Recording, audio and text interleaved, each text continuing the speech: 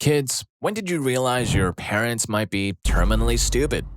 I asked my mom for Super Mario All Stars on the Super Nintendo for my 8th or ninth birthday. She had no idea what I was talking about, so I explained what the game was. For those who may not know, it had all the original NES Mario games, Super Mario World, and one other Mario game that I think was previously unreleased.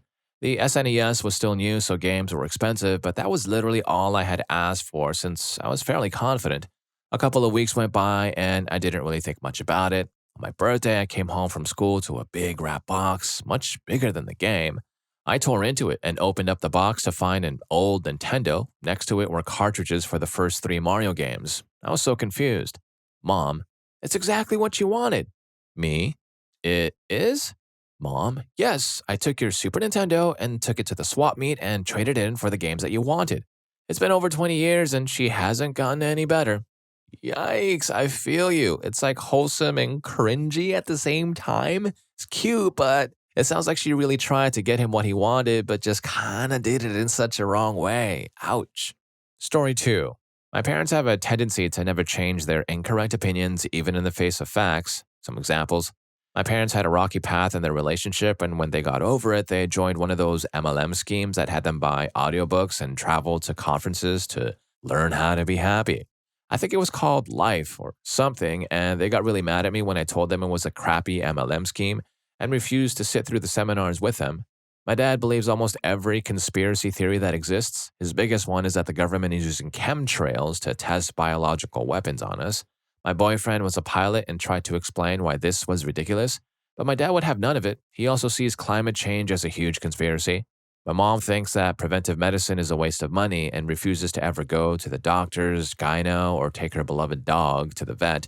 Luckily, all of her children were vaccinated. Every week, she buys some new homeopathic remedies, such as some low pH water that costs $15 a bottle that will prevent you from getting cancer, or some magnesium liquid stuff that you rub on your feet for some reason or another. My parents are convinced eating red meat or GMOs will end you. At one point, I was working as a researcher in a genetics lab. I got into a heated discussion with my mom and showed her many sources to back my claims on GMOs, and she was unable to come up with a single source for her own claims, and it ended with her telling me that her opinion is just as valid as mine and that I don't know more than her. Never mind the fact that I have 2 science degrees and she has never taken a science class outside of high school and has no idea what a peer-reviewed paper looks like. My mom is a heavy smoker and accepts that smoking can lead to lung cancer, but will argue that eating red meat is much worse for you than smoking based on zero evidence. She sees her smoking as a tiny problem in comparison. My parents are also both very easily influenced by political propaganda, and it makes it very difficult for me to see eye to eye with them. At this point, I just avoid talking to them about most topics. They aren't very old either. They're in their late 40s. Story 3. When my parents just got through complaining they couldn't afford basics, then my mother went and bought 2 $200 pillows and some fancy towels. They've never bought a home. They say they were priced out. But their stuff is all top of the line. They live in an expensive rental area. I offered to buy them a place, 1/4 of the rent price. My dad must live near the ocean, so they keep struggling. Mom wants to move up here. When dad worked, he made really good money, 75, 80 an hour. Never saved a penny. Now he has his social security check and still wishes to live as if he makes $80 an hour. Mom makes 14. We have a big home in a rural area we could add on to or buy a cabin for them with some of our savings, effectively lowering their rent.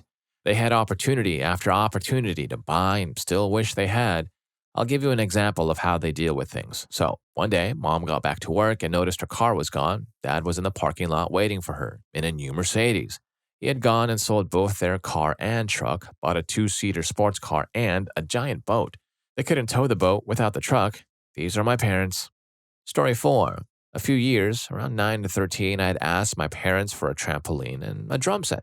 Also, I always pointed out that the giant trampoline that hung on the wall at Sam's Club in the summer and lamented that the one spot for drums in the school band had been taken. My Christmas presents when I was 16 were a child's electric drum set, box has 7 and up, and there were 7-year-olds on it, and a one-person trampoline. When I reacted more puzzled than excited, they tried to remind me that I had always wanted those things, etc. LOL.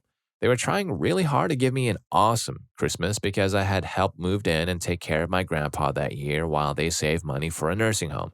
So I just tried really hard to appreciate it. They had told me they wanted to make that Christmas extra special and to please tell them everything I wanted. But at the time, I only wanted books, CDs, clothing, and restaurant gift cards, so I listed all of that out with specifics and gave it to them. But I guess that wasn't special enough. I got the books and CDs I wanted, but only one gift card to Steak and Shake. LOL. Oh, the one really cool unexpected thing was a 6-month subscription to Netflix. This was when Blockbuster was still around. Story 5. When I was in 4th grade, my mother insisted on helping with my homework for some reason. I was always a smart kid. I never needed help, but she forced me to let her help. She proceeded to redo my math and spelling homework, and I failed both assignments. I told her those answers were wrong, and she fought me on it. When I got to school, I cried and told the teacher my mom made me put wrong answers and told her I knew the right ones, but my mom forced me to let her help. The teacher laughed, took my paper, and asked me the questions. After I got 2 right immediately, she marked everything on the page wrong and gave it back to me. She told me not to worry. She put 100% in the gradebook. She just wanted me to show that one to my mom. Story 6. Years ago, I was building a potato cannon, which my father was uninterested in, thinking it was just stupid, until he saw me working on it in the garage. I have the cannon in the vise and had just put in an electric barbecue igniter and wired it to some bolts inside to get a good spark. Suddenly, he's very interested. I just managed to get a perfect gap with a strong arc, and he says, "Wait, let go of the button for a second," and sprays quick start, basically aerosol ether, and goes, "Okay, hit it now." Nothing happened. Both ends of the cannon are open, so it's just a tube, and the quick start he sprayed just dissipated too quickly. "Okay, hold the button for a second." I'm not even thinking about what he's about to do at this moment, and he aimed the spray right at the live arc and created a fireball that came straight for his face, singeing his one eyebrow and corner of his mustache. I can't imagine what he thought was going to happen. Story 7. My parents are well educated, but this was one of the stupidest things I've seen them do. I was in the basement playing video games and went upstairs to my parents frantically looking for me. They were in that anger relief kind of state and told me they'd been looking for me for hours and were about to call the cops.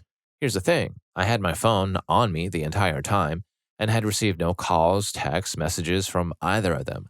Also, none of them ever went down to the basement to check if I was there, otherwise they would have seen me.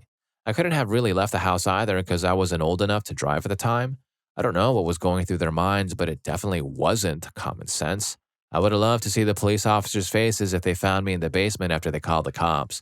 I made the point about not being old enough to drive because there was nothing appealing about walking outside randomly for a 15-year-old. Also, if I'm in my basement playing video games for hours on end, I'm pretty sure it's obvious that I don't go outside often. I can't discount my dad not smoking, but my mom is oblivious. She seriously thought that the grass her students smelled like was just bad. Also, I unfortunately know that they don't have intimacy outside their room. Story 8.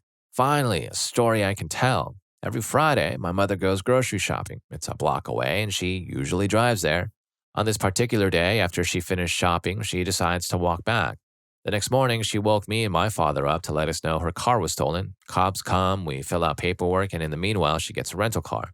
That's not even the best part. The following Friday, she drives again to the grocery store market and parks right next to her stolen car, which is a champagne-colored Mitsubishi Diamante. Not such a common car or color. She comments how similar the car looks like hers, but makes nothing of it. A few days later, the cops called us to let us know the car was in the grocery store's parking lot, 1 block away. Yeah, I got plenty of other stories, but that's probably the best one. I feel like that's a sign of something more serious, right? Could be a possibility. Let's get that checked. Story 9. My foster mom doesn't believe in depression and thinks I'm getting used to my antidepressants.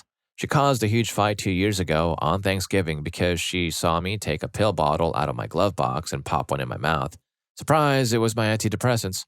Earlier that day, she commented on her biological son's dependency on grass, saying, "If you need it to get through the day, then you need it. Nothing wrong with that," or something along those lines. When we discovered my brother had been doing substances for some time now, she compared the habits he developed to my getting used to my antidepressants. I don't know why or how, but something's made her believe that depression isn't real and the pills I take are going to make me crazy. Meanwhile, my brother, her biological son, dropped out of high school when we were 16. Did I mention she's a registered nurse? Wait, what? She's a registered nurse? It sounds like so far she's into denial of her biological son's issues that she projects all of them onto her, sadly. Story 10. This one is double-sided because it simultaneously showcased how smart and dumb my dad is. Basically, he fell for that online iTunes gift card scam. One of your friends' emails gets hacked and you receive an email from them asking you to buy these gift cards and mail them to whatever address. Well, at the time, an organization my dad is on the board of was hosting a big giveaway, and the email he got from another board member, so he assumed he was picking up prizes for this giveaway. However, because my dad is stupid, he didn't follow all the instructions of the email. He bought the cards and then texted his buddy to ask what he wanted done with them. Said buddy called my dad an idiot and explained the scam he had just fallen for. Now, this is where it gets good. My dad knew that if my mom found out he had spent $400 on gift cards, he would be sleeping in the kennel with his hounds for at least a month. He also knew that if he didn't tell her and she found out some other way, his fate would even be worse. So he partially fessed up, told my mom he fell for the scam with a haha, I'm so stupid look on his face, but told her each gift card was for $25. So she said, no big deal, we'll give them to him for Christmas. So after I had been presented with my $50 in iTunes cards, I was silently pulled aside by my dad and told there's actually 200 on each card. Merry Christmas, and for God's sake, do not tell your mother. A mentally challenged genius that man is. Story 11.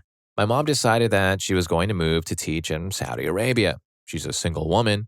She recently ended a relationship, and one of several relationships, lesbian relationships that she has posted about on Facebook where literally everyone can see it. It took multiple family members to convince her that this was not a good idea.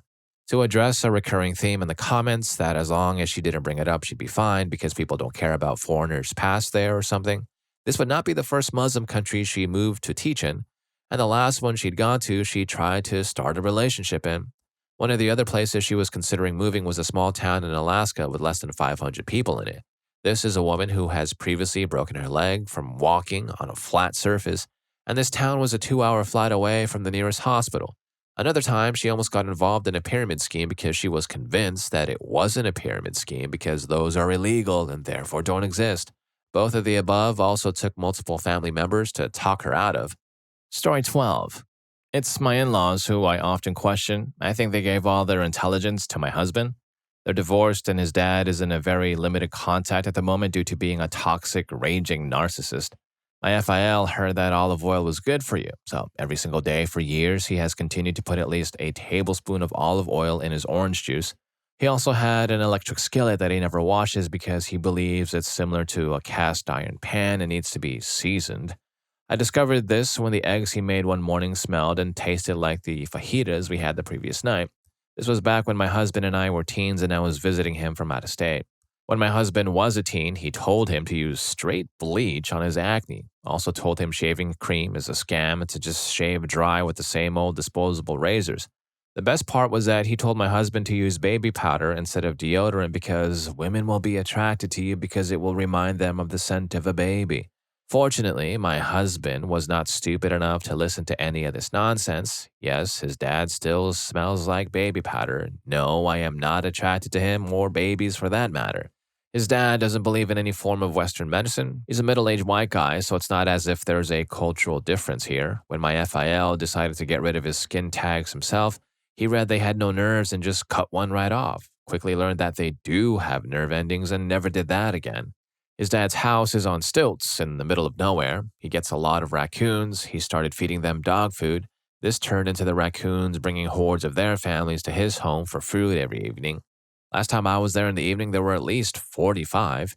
He throws the dog food off the porch for them to fight over. Thing is, raccoons crap.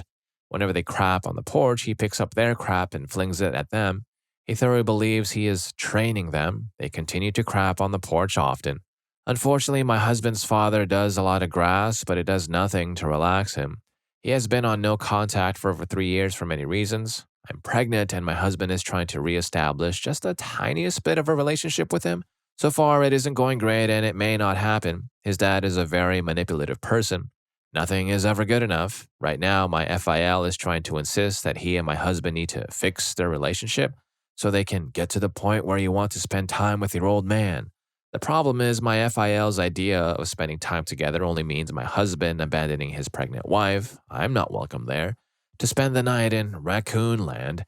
My husband has no desire to do this and has stayed firm with him, but his dad is a stubborn schmuck, so it might not amount to anything. We'll see. Also, yes, I know raccoon crap is not a safe substance. Every sane person knows this. My FIL is not sane. My husband did tell me this morning that he uses a scoop to pick it up, not his bare hands, so that's a little better. We don't spend time at my FIL's house, and my FIL is the type of person to ignore any and all advice, so there's no talking him out of the crazy of his schemes. Plus, who wants to give up being Lord of the Raccoons? It's likely that whenever he moves, either the next homeowner will be brutally terminated when the hungry raccoon army attacks, the raccoons will be terminated, or the home will be abandoned and burned, and the raccoons will live in the wreckage. In regards to the dry shaving, I mean with no water, not after a shower, not during a shower, and not regularly. FIL advocates for shaving with years old, rusty, disposable razors with no water or shaving cream after at least a week without shaving. Yes, olive oil is better for you than many oils and can have some health benefits when used appropriately. However, I do not recommend drinking it in olive oil. Story 13. My mother, she is legitimately one of the least intelligent people I have ever known in my life. She is mentally handicapped, but she's also shamelessly cruel and enjoys creating chaos and problems for other people just because it makes her feel good. So I feel no shame in sharing her stupidity with the world for laughs. For one thing, and another reason why I don't feel ashamed of making fun of her, if you correct her on something, tell her that's not the way something works, etc., she just goes, "Yes, it is," or "How do you know?" And if you tell her how you do know, she goes, "Well, you still don't know," and hopes if she yells it loud enough, she'll get it to be right. She somehow managed to produce two children without knowing that you don't whiz out of there. She thinks drinking cold water after a meal solidifies the food inside your body and leads to cancer. When I showed her a website featuring every last bit of the science behind why this does not happen, she got really mad and yelled, "Shut up, leave me alone, I don't want to read it." Again, this is why I'm not ashamed to laugh at her stupidity. I study wildlife biology and have taken an entomology course. She saw a bug crawl up the wall and thought it was a tick, yelled, "Nova, is this a tick?" I looked at it and it was a baby spider, told her it was a baby spider. "It looks like a tick to me." No, ticks do not have a separation of the cephalothorax and abdomen. This does, plus the legs are not flared out to the sides like on a tick's body. "I think it's a tick. How do you know it's not a tick?" "I just told you." "Well, I think it's a tick." "Then why did you ask me?" She broke my laptop keyboard when I asked her. Like an idiot, I'm actually not supposed to ask her for anything for reasons like this. If she could pop a key back on that was loose, instead of popping it back on, she snapped it clean off. $117 to replace the keyboard. We drove by a cranberry farm that she had visited with her friend. It was July-ish. She insisted the cranberries were red. I told her cranberries are only red when ripe, and they do not ripen until September, October. We live in an area where cranberries grow wild as well as cultivated. No, they were red. In late September, yes, they're not going to be red right now. They are too red. We drove by them. They look like this. See, not red right now. In September, they'll turn red. They're red. She insists vinegar is a disinfectant and chides me for spraying Lysol on spots where the cats have had accidents because just use vinegar. There's this thing every Christmas time in our town where the fire trucks and police cars ride around town with Santa and Mrs. Claus riding on a fire truck decorated for Christmas. I hate this because they all blare their sirens while doing this, so 4 fire trucks and like 3 or 4 police cars all blaring their sirens at the same time. This happens every year and has been a thing for at least the past 10 years.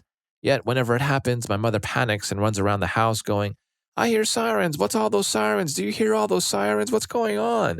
Another tick story. Yep, she didn't know what a tick looks like, obviously. So when her friend's dog got ticks, she asked to see them. Then she asked to keep them. Then she put them in a bag and took them home with her. She showed them to me. "Look, ticks." They were alive.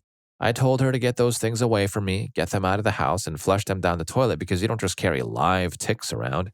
I got them off of my friend's dog. Flush them. I wanted to see what they look like, so she said I can have them. Flush them. I'm going to keep them. You don't keep ticks around. Flush them down the toilet. I'm keeping them. I do not know what she did with them. I think the cat has diabetes. You need to get her checked for diabetes. Why? She thumps when she walks. Okay, so we did have a cat who thumped when she walked. The thump was from his right leg dragging behind him because he had lost all feeling in that leg, which is how he was diagnosed with the diabetes. He had a very prominent limp and it was very visible that he dragged that leg. Our current cat, though, walks perfectly normally, and the thumping is because she bounces when she runs. I told her that. You can see that she walks and runs like a normal cat, and you can see her bouncing on her paws when she runs. No, she's thumping because she has diabetes.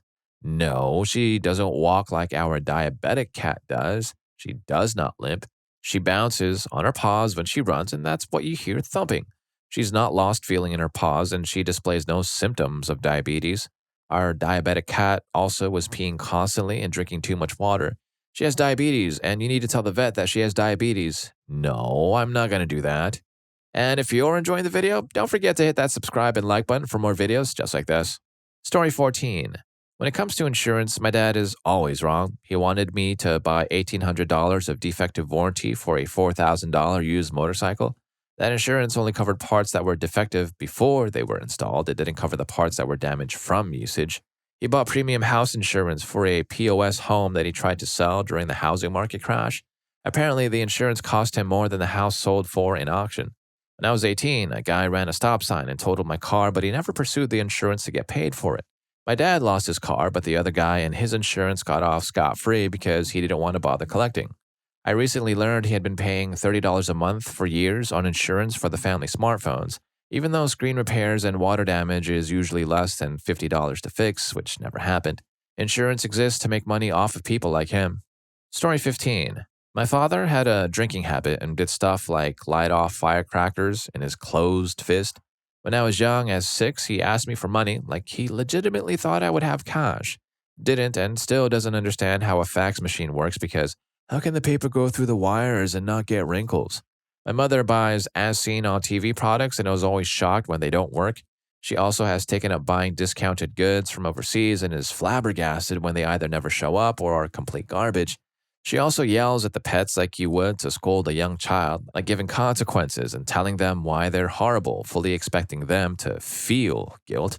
My aunt is making up for lost time for when she wasn't religious and part of the Catholic Church during the holidays when she asked what Christmas movie we should watch, and I suggested Nightmare Before Christmas. I was informed, watching that movie is inviting the devil into your house. My cousin, who is a high school dropout and a teenage parent, one of religious aunt's children, legitimately believes that Bigfoot is real.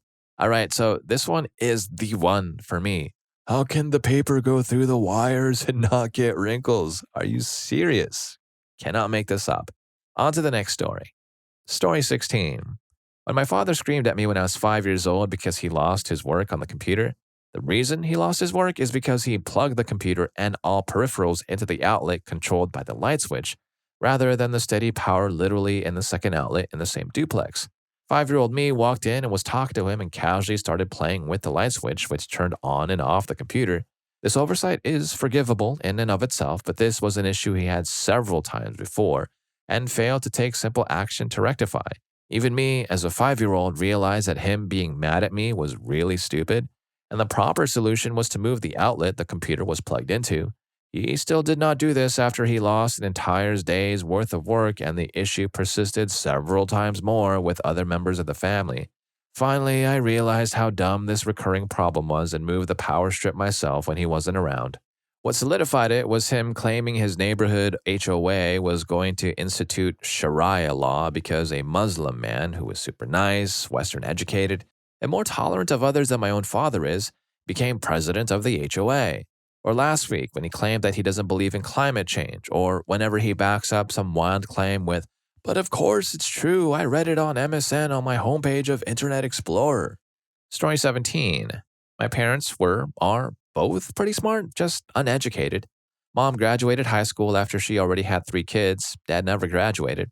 However, as a lot of boomers did, they lived a pretty good life without any preparation for the future because they worked hard, had good credit, and my dad had a pension coming. Even with 5 kids, my parents manage at least 2 nice vacations a year, a nice home with up-to-the-minute furniture and finishing, and nice vehicles.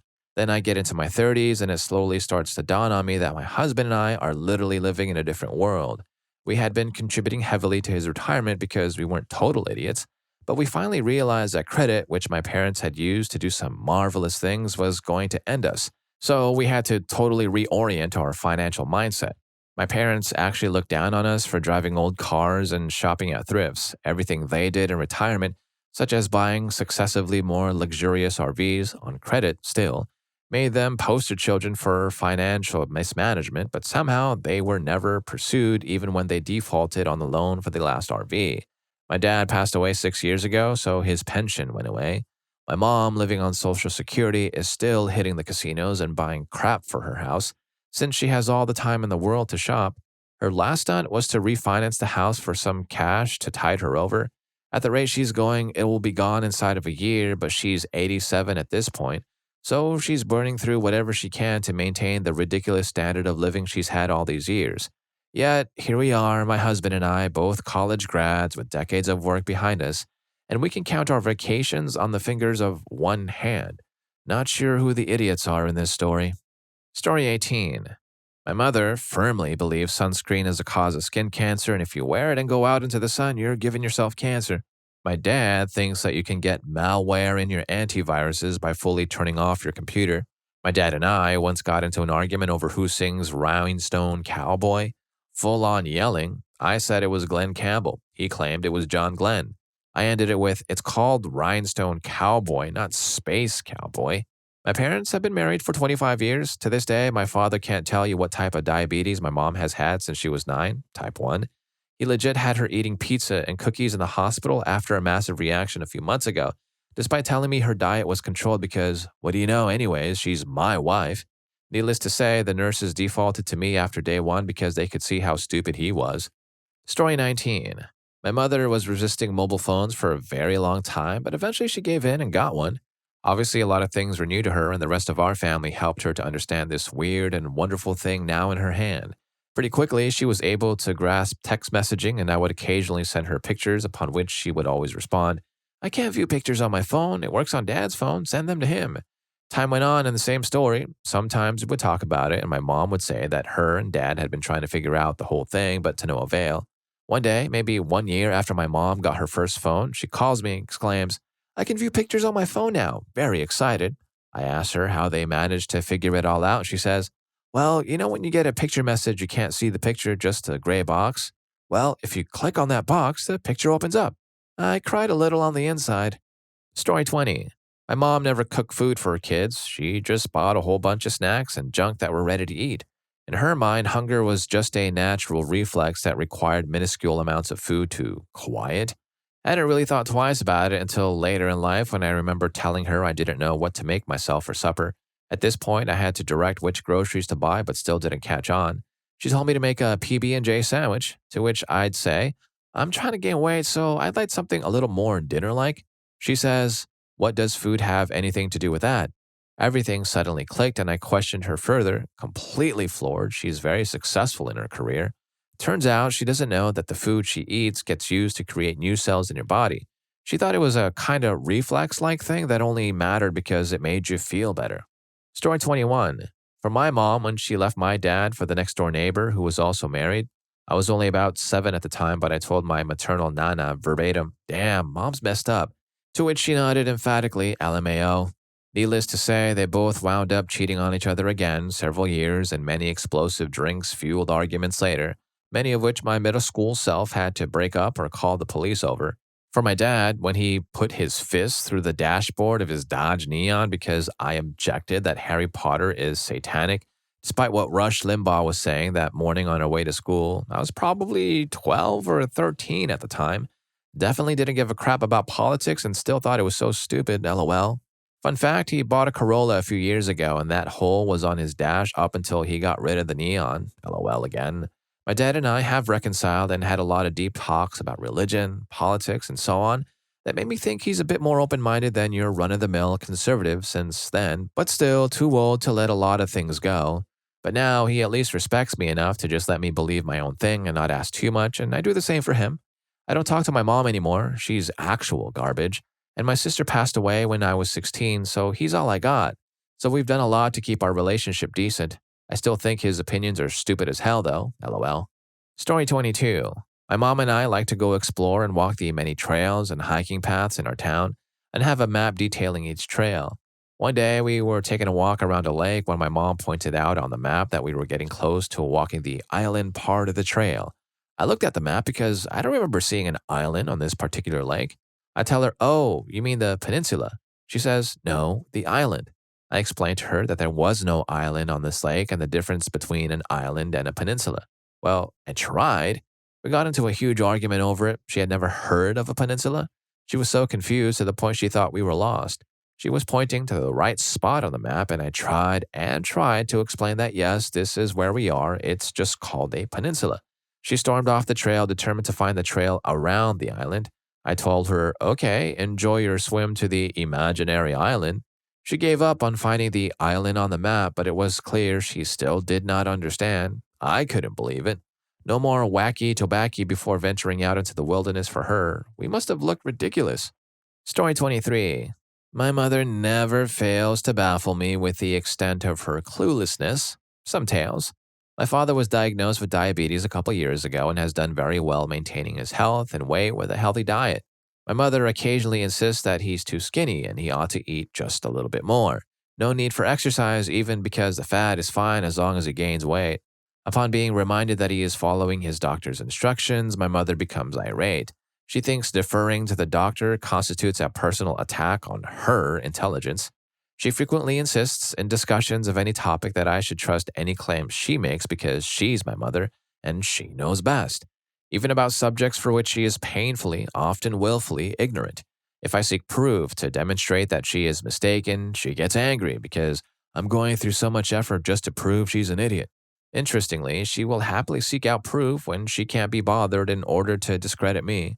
Once, in a phone call, I mentioned I was walking about 20 minutes to work at 4 a.m. that night, which rarely happens, thankfully. She gets cold very easily and said I should bundle up in my heaviest coat.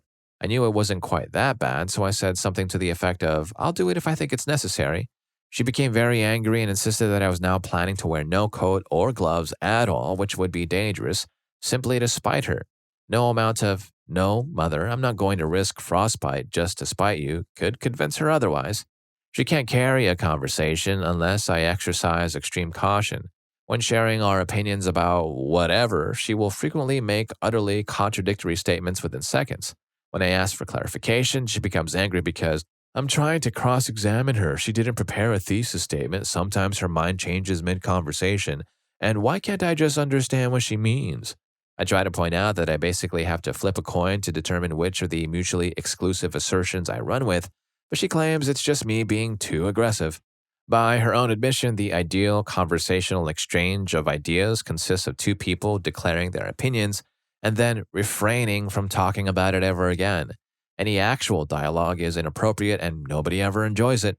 A few years back, for several years running, she would constantly make remarks that even mentally challenged children could scoff at, like how the Chinese must all stand on their heads because they're on the other side of the earth. She said these things without any hint of humor, with zero indication that she might be kidding. Any people present would simply exchange glances and continue the conversation. Years later, she declares these comments were simply jokes designed to make me personally, upset by pretending to be an idiot. So, her idea of chewing me out was to maintain a years-long charade of being too stupid to function. Yet, to this day, she will grow absolutely livid if she believes someone to be doubting her intellect. So yeah, it gets challenging. Story 24. I wouldn't have my mom called stupid, but gullible for sure. First, she was a Jehovah's Witness, and I was forced to be involved in it for years. I questioned the idea of God from a very young age, and one thing that I didn't understand was why we called our religion the truth, but every other religion believed they were right, and there was no way of telling unless we asked God himself. When I asked my mom how she knew that being part of the Jehovah's Witnesses was right for her, she said, "There were just so many people in it, they couldn't all be wrong." At the time, she said it was something like 30 million, which as a kid was a lot and made sense. As an adult, I realized it's only about the same size as the population of Texas, and for around the world, that is a very small amount. If she was going off the number of people involved, I don't know why we're never Catholic or something more popular. What really did it for me, though, was when my mom met the Native American shaman. At least that's what he said he was. He convinced my mom of many things that were all very much nonsense. We had to sleep on rocks, not under the mattress, or actually anything on top of rocks for contact to the skin. Drink smoothies with straight cayenne pepper in them and plant fibers that expanded with liquid. And Clay, take herbal medicines at 3 a.m. to flush out worms in our livers. There were no worms. Tape pills filled with dirt that cost $25 each to our wrists, ankles, and neck. And pay $800 to lay on the ground on a pile of rocks at night in December for 2 hours to, quote, expel demons from our bodies.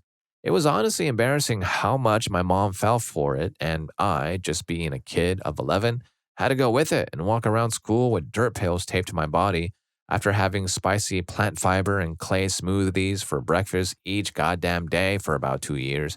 And I knew it was all BS, and I couldn't understand why my mom was so into it. I now know she was just that gullible, and that guy took advantage of it. Story 25. It has been a gradual realization that they are completely brainwashed by Fox News. Every conversation has a sprinkling of a Fox News talking point, no matter how benign the topic is. When she was complaining how busy the grocery store was on a weekday, Mom said, "Who are these people able to go to the grocery store on a weekday? Who doesn't work 5 days a week? I never got a day off midweek. Get a job." What? Apparently, only she is allowed to go to the store on a weekday? First, I was confused because she literally hasn't had a job in my entire life. Then I realized that's what they say anytime people protest. If you have time to protest, it means you are a lazy, unemployed welfare queen.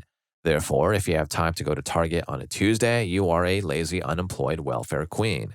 I gave them chocolate for Christmas. Well, at least they aren't halal. What? A few days later, I learned about the fake outrage over Toblerone labeling their already halal chocolate as halal. She can't even see candy without triggering. Then we are having a benign conversation about the Mr. Rogers documentary and how showing Mr. Rogers, white man, and Officer Clemens, black man, both having their feet in the same pool was a big deal at the time. She doesn't understand why that matters. I start to discuss how blacks were segregated out of white swimming pools until she interrupts. So we're Catholics, we weren't allowed to swim anywhere. Catholics and Christians are the most persecuted group in the country. Yeah, sure, Ma, whatever. The mom who raised me is gone. Her brain has been replaced with Fox News sound bites. Story 26. My stepfather is in the hospital. He's in a coma for MRSA in the brain from a dental procedure. We don't think he'll make it. I've been taking care of the business and my mother's affairs while she is tending to him. My mother doesn't know anything about the finances, like nothing. Stepdad was awesome at finances, investing, etc. He tried to get my mom to learn, but she refused. They didn't have a power of attorney set up. Mom didn't have access to anything, but only because she couldn't be bothered to learn the necessary info to reach into the various accounts. Oh, and she hasn't pumped her own gas in 31 years. We don't live in Jersey. My mom is a diva, apparently, but I took her out and taught her about modern gas pumps. I also have spent a considerable amount of time sifting through mountains of documents to find all the money and how to access it. Folks, get your crap together. If you and your SO have a nest egg and are getting on in years, set each other up for success. It may be a tedious little thing to do now, but when the guy holding all the cards is dying and can't communicate, well, then you will really suffer when you can't pay the mortgage. Story 27. My dad is really technically gifted, but not so much with common sense.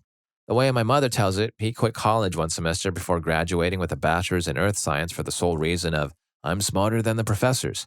He also spent 19.5 years in the Air Force and Air Guard just to quit 6 months before he would have qualified for retirement benefits, again for no good reason. He seems to think it's the best option to pay off loan and credit over longer terms and accrue interest and pay them off when the money is absolutely not an issue to pay up front, stuff like this.